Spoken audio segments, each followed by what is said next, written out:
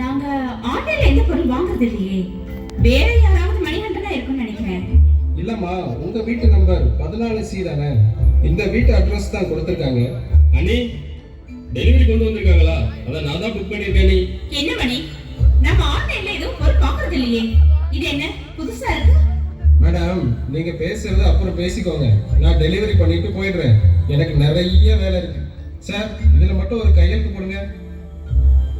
உங்க பொருள் இந்தாங்க, நான் வரேன். என்ன மணி, ஒண்ணு பதில் சொல்லாம போய்கிட்டு இருக்க? அண்ணா, டெலிவரி பண்ணிட்டாங்களா? எங்க என் சேவையை கண்டா பார்க்கணும் போல ஆசையா இருக்கு. ஓ, நீங்க ரெண்டு பேரும் சேர்ந்து தான் ஆர்டர் பண்ணிருக்கீங்களா? ஆமா, பணத்துக்கு என்ன செய்வீங்க? நான் தான் கொடுத்தேன். ஏன் நான் கொடுக்க கூடாதா? கொடுக்க கூடாதான்னு கேக்குறேன்.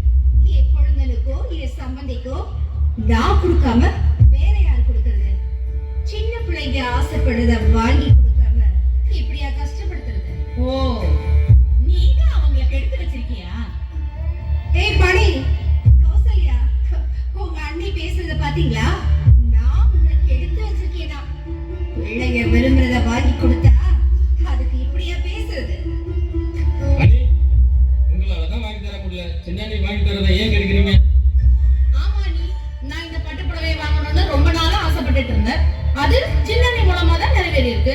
நீங்க எங்க விருப்பத்தை நிறைவேற்றலனாலும் பரவாயில்ல, இடையூறா இல்லாம இருந்தா சரி. என்ன சின்னண்ணி, நான் சொல்றது சரிதானே? கரெக்டா சொன்ன கௌசல்யா. இனிமேலாவது புரிஞ்சு நடந்துக்கிட்டா சரிதான். சரி அண்ணி, நீங்க ரெண்டு பேரும் பேசிக்கங்க. நாங்க ட்ரெஸ்ஸை பார்த்துட்டு வந்துடுறோம். ஓகே கண்ணா, நீ போயிட்டு வா.